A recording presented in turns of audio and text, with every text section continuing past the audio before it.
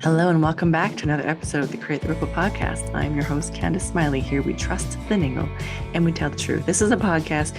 We are looking to have conversations that matter, conversations that take courage to engage in, where we cut through the noise that exists online to bring you incredible content, amazing speakers, and stories to inspire you to live your best, listen to yourself, and tell the truth of who you are and who you just might become.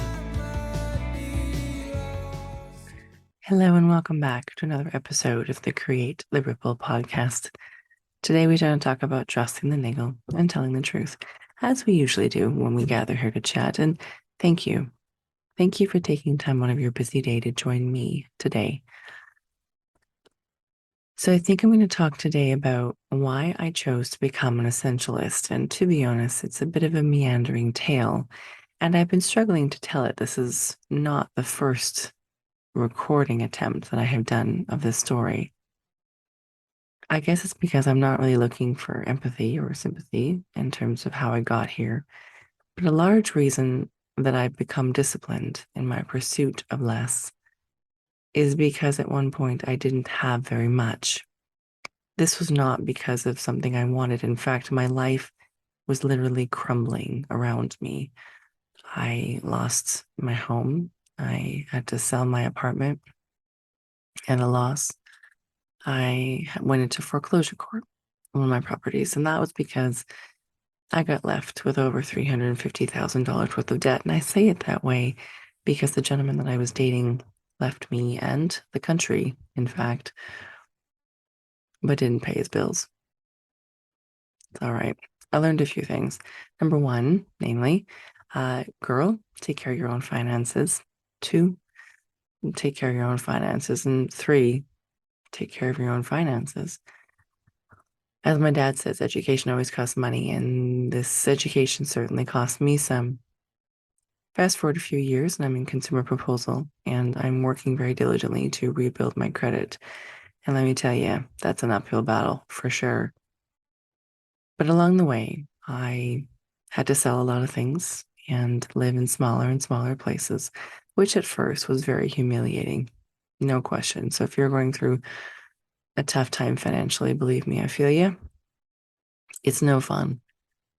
But along the way, someone sent me a video about a tiny home with the caption, "This seems like it'd be right up your alley." And I was like, are you kidding me? I want to live in a big house and drive my fancy car again. I want to be able to wear my expensive shoes. But I took a look at this video and I loved what I saw.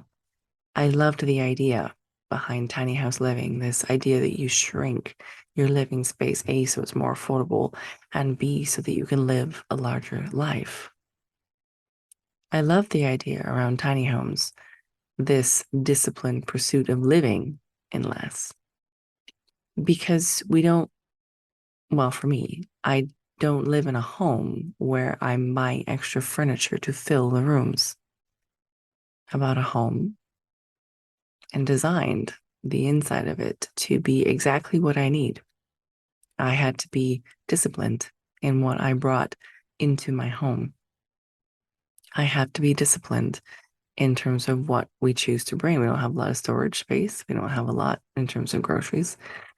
It really prompts you to think and to be very present with your living choices.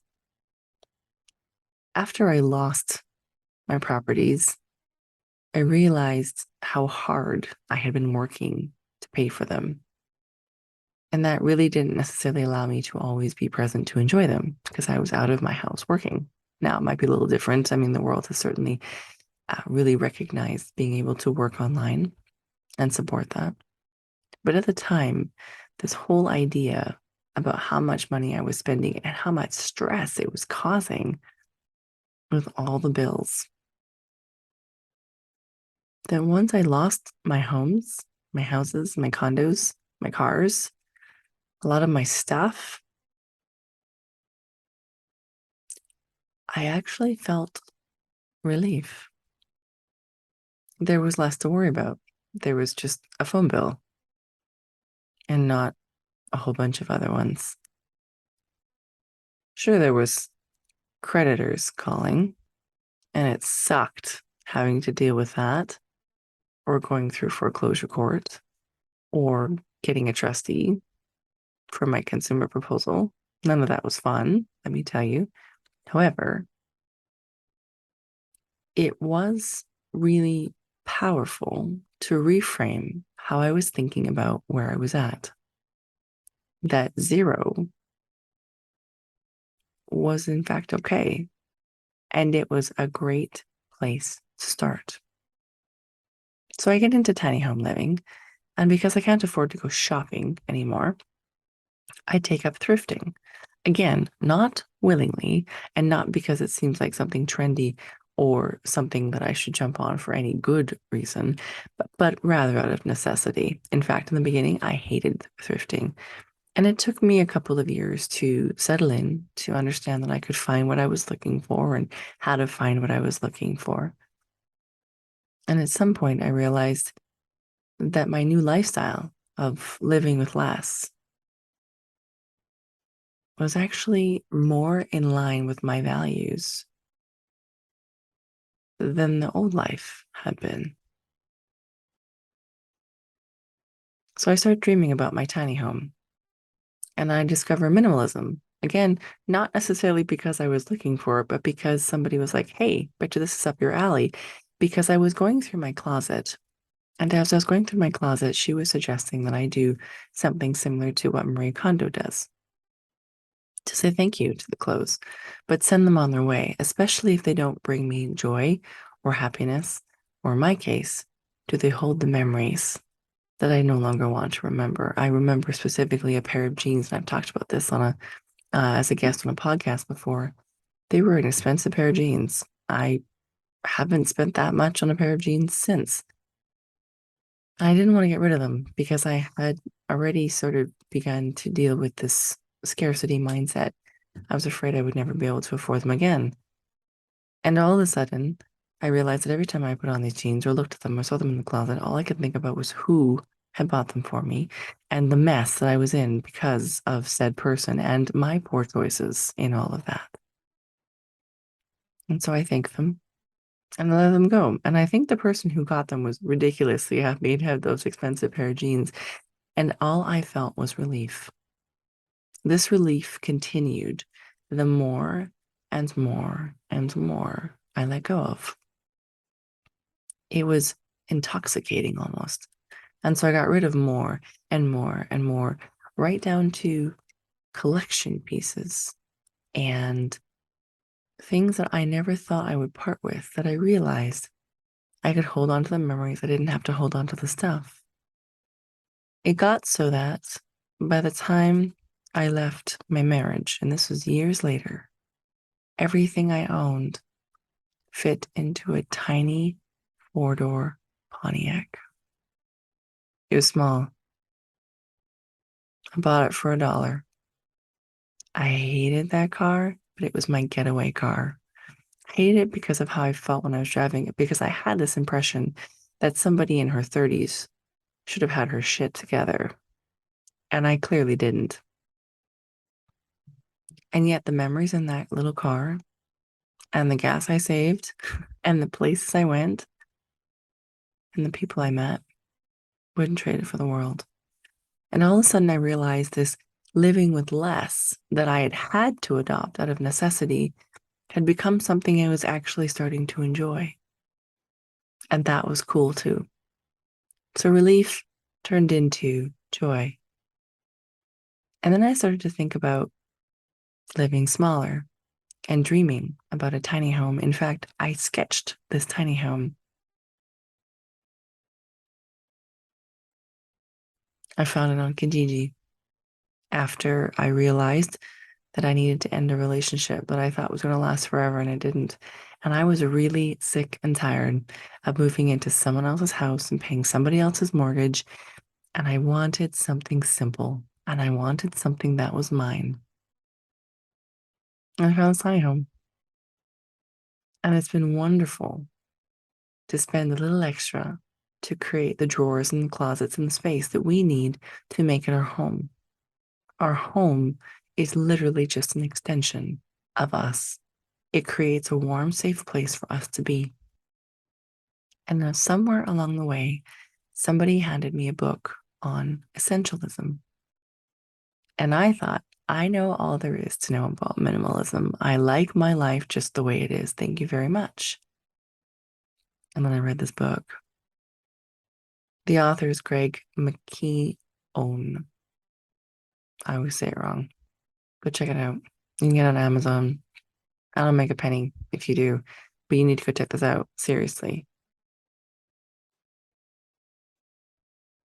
And it talks about essentialism is the disciplined pursuit of less. And I realized that I had become an essentialist almost on accident. I had started because everything I had worked hard for got taken away, and I somehow had to be okay with that. And I went kicking and screaming into the minimalist movement, into the tiny house movement, into the thrifting movement, movements I adore now. And somewhere along the way, the ideas of this thrifting because it doesn't add to the fast fashion, living smaller because it makes my footprint less, allows me to live bigger, travel more, and be more present, worry less. Disciplined. Discipline for me makes me think about choice, and I like choice. Choice is definitely one of my core values. Freedom. I like freedom. I like the freedom to choose. I respect your freedom to choose. And that's always what's fun when I engage in these conversations, like see people look around at their own space and they can't imagine. And I know that most people would not move themselves, their partner, their two children, two dogs, and a cat into 324 square feet and call it fun. I did, and would again. It's been wonderful. So, all that to say, I wanted to share some of the background about how I got from where I was to where I am today, and some of the decisions that impacted my decision to become an essentialist, and invite you that if maybe there's a niggle for you, that less just might be better, check it out. One of the lines in Essentialism is less but better. And I think it's one of my favorites because minimalism, not to mock it, it's a beautiful thing. And if that's more aligned to you, all the power to you. But I always felt like minimalism meant just less, reducing, reducing, reducing, reducing. Whereas essentialism really encourages you to be very conscious, cognizant, and present with what you're choosing, disciplined in your choice. And I love that that's given me the freedom to spend or invest. Spend means to waste, so invest in things, people, opportunities, places, experiences. Because for me or my family, I've determined that that's the best. That's amazing too. And it leads me back to the last solo episode I did for you guys on what trust the niggle and tell the truth means to me and how that leads itself into setting, maintaining, and reinforcing boundaries.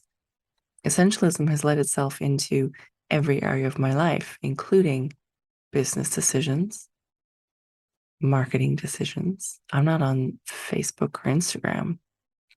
Just because everybody else is there doesn't mean that it's where I need to be. How I'm building my business, how I'm outreaching, the friends I keep, where I spend my time. What's essential now? Follow that up with his second book called Effortless, same author, Greg McKeown. Such an epic book. Asking, can it be simple? Could it be effortless? I'll save that one for another day. But I wanted to come and share with you because I get a lot of questions about essentialism and why I chose it. And I wanted to be transparent with you that it was not a conscious decision to be a part of any movement. It was born from necessity, but embraced wholeheartedly, and now has become part of who I am. So if you're someone who's looking for more peace, less anxiety, to save a little money, I would consider or encourage, I would encourage you to try essentialism in your own way for yourself. Thanks so much for listening. We'll catch you on the flip side.